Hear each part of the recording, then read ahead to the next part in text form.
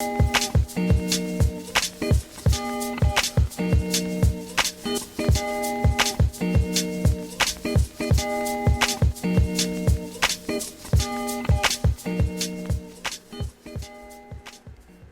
of Boba Fett, episode 6. So with this Book of Boba Fett, episode 6, we're going to be talking about, so a lot of, basically it was just a lot of, if you've been following the shows, the movies, the cartoon, everything like that, it just was all of this in one episode where you had all these kind of characters in here. You had Ahsoka Tano in here. You had Luke Skywalker. You had Baby Yoda come back, Grogu. You had a character who got first introduced in Clone Wars, who was also in, I think, wasn't he also in Rebels too? Yes, he was in Rebels and Bad Batch. Yeah, and Cad Bane. The bounty hunter's name, by the way, is Cad Bane. Yeah, so you had kind of that character, which makes sense because Dave Filoni, he created Ahsoka Tano. He created, in the Clone Wars with Cad Bane, so he was kind of responsible for creating those two characters. So it only makes sense that those characters also show up in live action now that he's taken over something like the Book of Boba Fett or the Mandalorian. There, it kind of only makes sense. And with this kind of episode opening up, with Timothy Olyphant, who is a newer character that they introduced in the Mandalorian. Hey, what's going on there, Kristen? Hey, how you feeling? Glad you could make it. Hey, glad you could make it. And Timothy Olyphant in this show, when he comes back, he got first introduced in the Mandalorian. It's basically Raylan Givens in space. That's what it is. I mean, that's basically. And I have zero problem with that. Yeah. That's basically what it is. If you ever watched Justified or even saw him in Deadwood, it's basically the same thing he's doing here, and that's playing a swaggering, cowboy, martial guy like Timothy Olyphant has done for the majority of his career, and he does it very well. And hey, looks very distinguished. He's got the gray hair, he's rocking that, and just he's got that down, and it just reminds you of Star Wars being how much it is inspired by Westerns, along with other things like samurai films and other things. But yeah, very much also like a Western. And you even have like a big showdown between him and between Cad Bane, which I thought was really nice. But you kind of see him. Do you all think he's dead, by the way, or was he just injured? No. Okay. No, he's not dead. The deputy, on the other hand, the deputy guy, they killed the fuck out of that dude. Yeah, they definitely made sure he was dead because he shot him like multiple times.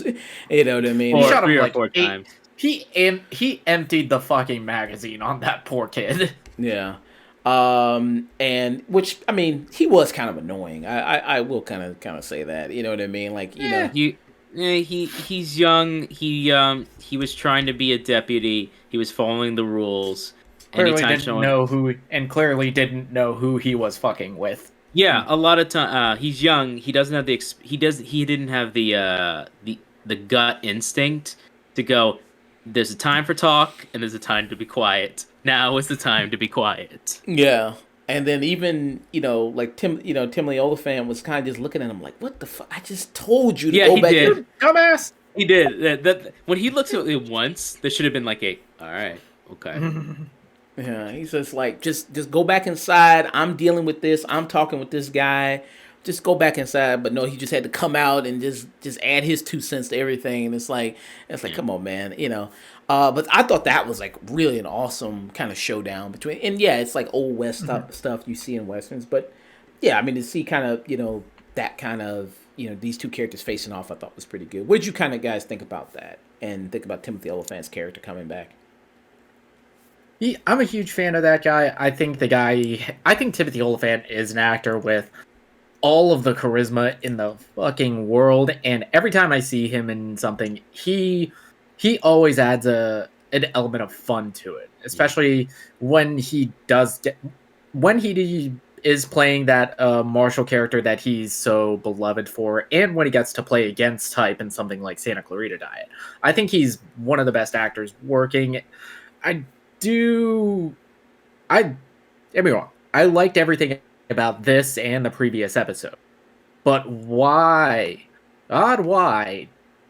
is it in the Book of Boba Fett? Yeah, because because And he's you'd have the title character of your show not show up at all in like in the latter half of his series.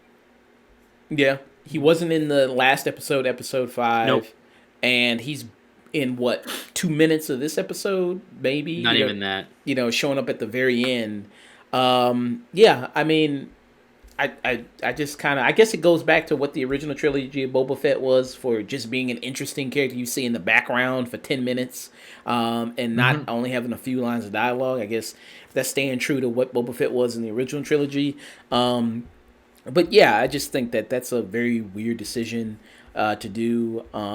It's not like he's going around personally recruiting these people. That's what it seems like. Like he has his crew that he did with the Scooby Doo gang. The teenagers there that he got. But Mandalorian went in to go to ask Timothy Olyphant's character for help. As far as gathering an army to help fight, you know what I mean, the invaded the forces there. Um, and things like that. So, I mean, like Nick said, it's interesting to set up that the Mandalorian has all these other different characters in his world that are interesting, like Timothy Olyphant. Even though I don't like that character, Amy Sedaris, like her mechanic character, it's like okay, but it's Mm-hmm. it's a character unique to the Mandalorian and his rogues gallery of supporting cast. I'm surprised Carl Weathers didn't make an appearance. I'm surprised he also didn't go to him as well. So it just adds. It's like Boba Fett. Even Finnick. I mean, like Mandalorian. She got first introduced in the Mandalorian, so so it's like okay, that feels like more of like a Mandalorian supporting character, even though she's with Boba Fett now. Yeah, and it just kind of feels like it's like his show is kind of getting taken over. With all these kind of different people in this episode, do you think it was too much of kind of the piece of candy type Easter egg thing where you have Luke, you have Ahsoka Tano, you know, you kind of have that throughout this episode? It's not something that bothers me because I like all those characters. I like where those stories are going. I like the portrayal. Even the CG on the younger DH Mark Hamill, it's like drastically better than it was in the finale Mandalorian. Hmm. But they are kind of doing like this bait and switch where they're selling us a Boba Fett show, and the best parts about it are backdoor and pilots for season 3 of Mando. Hmm. Yeah. Dusk. So I could not agree anymore with Nick on this. Where the Book of Boba Fett to me has shown to me completely that it is a failure of a show. Mhm. It does not fulfill the promise of the show. It even by EU standard way back when, removing it just as a show in itself, the best everyone is raving against the last 2 episodes. They have nothing to do with Boba Fett. They have everything to do with the Mandalorian. The more everything outside of it really just doesn't gel at all. And Boba Fett has nothing to do, even though he's the quote unquote character of the story. When for anyone, I honestly could say, hey, so far, well, what would you say about the Book of Boba Fett? Start with episode 5, and and then just don't bother before. Start with episode 5. Oh, so like Boba Fett's gonna be like this bounty hunt, gonna be like a Western bounty hunter. Yeah, absolutely. Wait, is like Timmy Oliphant just the main character of the show? The show? Yep, he's the main character of the show, and he's just a sheriff in Tatooine trying to keep the peace after the Empire fell. And then trouble comes along the way with the spice traders, and so he has to take the mantle as the new Hutt, and he gets involved in situations he didn't want to get into, and he was a former slave. There, you have a whole better series for a character that fits this whole storyline than Boba Fett does. The whole problem is just this whole setup is just didn't even have to be here. It literally just could have been a side story or a spin-off with Timothy Olyphant's character, and they could have fit it pretty decently well into the EU anyways, and just focused on Tatooine while Mando is doing otherwise. And you could have Boba Fett doing something completely different if you really wanted to. Honestly, it would have been just fine, and you could have still kept the lore of Boba Fett intact and introduce this new character in the Mandalorian, and just have him now tie in with the mythos of the show. As it is, it feels like a hodgepodge of Mandalorian ideas, a hodgepodge of a retcon story for a character that has done nothing. Like, Boba Fett's done nothing. He's the least interesting part of his oon show. It feels like this entire reason this show exists is because, Lucasfilm and Disney Plus, they have this like release schedule. They had it set already that December after Mandalorian, we have to have something Star Wars related. Right. We already have a lot of the assets from season 2 left over with Tamira Morrison on contract. So why not just do like a couple episodes with Boba Fett, and then we'll basically fill in the rest of the season with Mandalorian backdoor pilot ideas. Right. That's what it feels. And I'm gonna, you know what? I'm gonna be positive here. This is the only positive I'll give. I think in these last 2 episodes, they really nail. These last 2 have really felt to me more Star Wars than these previous episodes. I love the costume design. I didn't know how much I missed the Mandalorian Jin's armor until I saw him again, and I'm like, God damn, dude! I just want your body frame and just someone else's voice and be Boba Fett. Just paint that different, make it a little bit more dinged up, and just have that be talk less and just be a badass bounty hunter going out and taking names. Well, I think the entire reason for a Boba Fett show, it's kind of null and void, because everything that an aspiring writer would want to do with Boba Fett is already already being done with Din Djarin. Basically, you already have that stoic, badass mercenary with a heart of gold, and now we have an entirely new element introducing the bigger culture of Mandalore, including relics like the Darksaber, and introducing like this interaction with Jedi. Right, and I think that's a neat aspect that he can carry. What I thought would have been a beautiful counter would have been Boba Fett. He's the complete opposite of that. He has the Mandalorian aspects to him, but he's a villain. Borderline anti-hero. He's very much to the mission.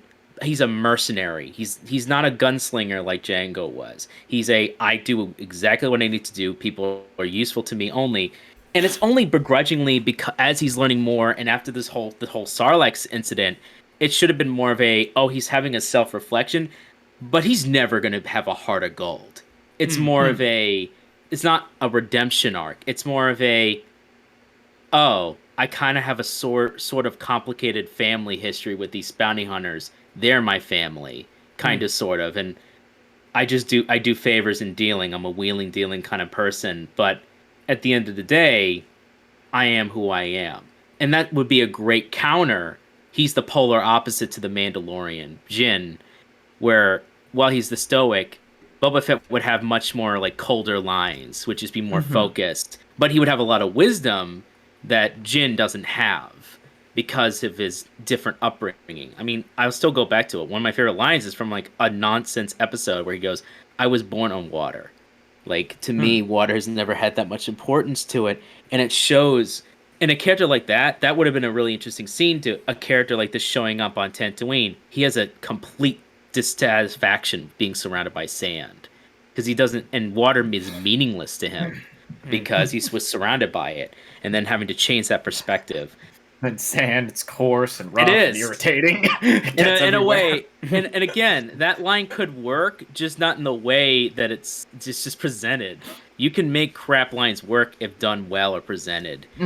This show, this is like one of the most frustrating shows I've ever watched because I see the potential right in front of me, and then it dies. And then I have to watch the next episode and see more of it and then die. And then watch the 3rd episode and realize there was no potential. And then the 4th, and it's still. And then 5 shows up, and you're like, oh, I'm in a completely different show. And then 5 shows up, and Din Djarin is just walking in, and you're just wanting to scream at Alexa, Alexa, play Return of the Mac. Basically, Return of the Mac, it's like, damn, I need to rewatch The Mandalorian. Yeah, like that's basically what I did after these last 2 episodes. You know what? It's been a while since I revisited Mandalorian. Like, I was a little bit like harsh on on the Mandalorian because it also wasn't exactly what I was promised, but at least it had something. Yeah, Mandalorian. I think I've warmed up to it after revisiting this last time because a lot of the episodes end up being more side questy. Yeah, But it still works for Din Djarin as a character. Excuse me. bless you. But we still learn new things about Din Djarin, and characters in those side quests have ended up coming back and playing a bigger role in his story. Yeah. Yeah. Again, I would have had no problem with Timothy Oliphant and Fennec, their characters, making this weird alliance and trying to, like, during the fall of the Empire, trying to do this crime martial lawlessness on Tatooine. That's a cool concept. Yeah. Well, It just doesn't fit Boba Fett. I don't know. Well, if you did that, then Timothy Oliphant, and then he couldn't have maybe did the Justified revival, which I care about that more. Good. I love Justified. You know. He does it well. Who gives a shit? Yeah. At So least it's something. He but- did more. He did more in one appearance than He had Boba Fett more has done in this person. He entire had more series. person. I think one of the big issues. I don't think Tamura Morrison's that good of an actor. Yeah. He is a great physical presence, but beyond that, I don't think he brings anything to Boba, or he just doesn't have enough personality. Tim Moora, I've always respected the guy, but it's always been difficult for me as time has kind of gone on. You listen to the clones; he's fine as a voice for the clones because they're supposed to be soulless and not feel anything. But even early days of Jango Fett, I'm like, "Where's your personality, bro?" Yeah, I always thought with Tamura Morrison, there's no role that he plays that Cliff Curtis wouldn't crush. Oh my God, you're right. Oh man, yes, he would have been much better pick. Cliff Curtis would have nailed it. Yeah. Oh my goodness. Tamir Morrison's got a good look about him. I mean, you know, kind of like the scars on his face, and kind of the kind of look on his face. He's kind of just got a good look. But he can't emote. He's got nothing. No, he's not. I don't think he's that strong of an actor. And I mean, if you want to go for the more stoic, more kind of character, which the Mandalorian of Din Djarin already is, but if you're gonna have him in his own series, he's paired with Ming-Na Wen, who's doing the same thing he's doing. She's just doing it better. She's doing it more badass. You need one of them has to be the straight man. You can't have two in that pairing. Exactly. Yeah. I think Boba Fett filling a darker role as in playing to his strength of being a villain would have been a great, he's a different voice and he's completely almost ruthless, but he knows he's streetwise. He knows how to get things done. Yeah. He knows he knows who he's got to loosen up, what he's got to hand money or put something away. He's experienced. Yeah. Yeah, he's been around the underworld most of his entire adult life. Yeah, he grew up around it. Yeah, he's grew up in different groups. He learned different trades. He went from a little kid and survived up to past adulthood. You don't get that way by luck. Yeah, not in Star Wars. Yeah. Another thing you see, like we mentioned, so we see the training that Luke is doing. With Grogu there, and see him building his first, Jedi Academy, the academy, that one day that Kylo Ren will fuck up. We're ignoring that continuity. That's being ignored, basically. Is it? I mean, not completely, because they do have set up for the sequel trilogy in small moments of Mandalorian season 2. Okay, if Kyle Katarn shows up in any of these, then that's not canon. If Raul Coley shows up as Kyle Katarn, then I will straight up just die. Yeah, Kyle Katarn shows up. Pure joy. Yeah, and he shows up, you're like, all right, boys, the EU's back on menu. Well, they bring in some of the EU stuff. They just don't make. They do. The EU stuff just because that's not canon. They brought EU characters into stuff like Clone Wars and Rebels. Yeah. They brought Grand Admiral Thrawn into Rebels. Cad Bane, I think he was an EU character. Yes, he was from the original Clone Wars. Had nothing to do with any of that. He got brought in. Yeah, he's a fan favorite too. Yeah. for definite reasons, as you can see. Yeah. Voiced by the same guy. Oh, nice. Okay. Yeah, no, he's been Sweet. even Bad Batch. It's the same voice guy. He's brought him in all appearances. Yeah. As soon as I heard him, I'm like, all right. Yeah. It was interesting as to why Ahsoka Tano was there. She didn't even really answer that question. It was just like I don't even know why she would be there. But Fan service. yeah, she's just kind of hanging out there, you know. And you know, it's funny. She's there to remind us that, yeah, I'm getting my own show too. So don't expect me to hang around Luke and Grogu too much. Yeah, they got to maybe set up her whole adventure to get her own show. It was funny though, you know, him coming back there and him really trying to fight to just. It was like a father trying to see his kids. You know what I mean? I just, you know, I just really want to see him. You know, I mean, but you know, it's like, but you don't have to see him. You know, it's like, but you know, I have to because. Well, you know, it's culture, you know, it's part of my culture. I gotta, he's a foundling and I gotta do this and give him this gift. It's a part of the customs, you know, like that's why that's why I'm here. That's why I gotta do it. You know, it's like, man, you just want to see him, man. You just care about that little goddamn Yoda, man. Come on, stop it. You know Can what? you blame him? That they bonded over like 2 seasons. Also, Grogu's fucking adorable. Yeah. Let's also be fair. That is like the guy, Dijon, did more acting in a monotone voice with a mask covered than Boba Timur has done with his mask off. Yeah, I felt him when he was just like, but I came all this way. Credit to one Pedro Pascal's voice performance and the I'm guessing the stuntman that is the Mandalorian on camera, because they capture so much personality even with the helmet on and just through body language and inflection and tone. Yeah, yeah. Like bring up that point. He's just like, yeah, but I came all this way though. I mean, he's right there. I could just walk up and just give it to him, and then that'd be it. Let me see my kid, damn it! It is. It was very much like it's breaking your heart. I usually don't get invested in this shit, and I was like, oh, what are these things again? I care. I actually care. Yeah. It's like Dusk. Oh, what is this? Feelings. My icy heart, it's breaking. And in that moment, Dusk's heart grew 3 sizes. Shattered into a million pieces and I died. Yeah, and seeing, you know, like I said, I think the CGI looks a lot better here on Mark Hamill. The CGI face there on Luke Skywalker. Oh yeah, Mark yeah. Hamill They actually Lucasfilm. They actually hired a guy who, like, just did it as a goof online after season 2 of Mandalorian, and they straight up hired him. Oh, nice. Like, okay, yeah, you're hired to deepfake. Yeah, I saw the trailer he did for that, or when he showed that off, and that was really neat. Later on, they're like, and hired. He's like, what? And hired.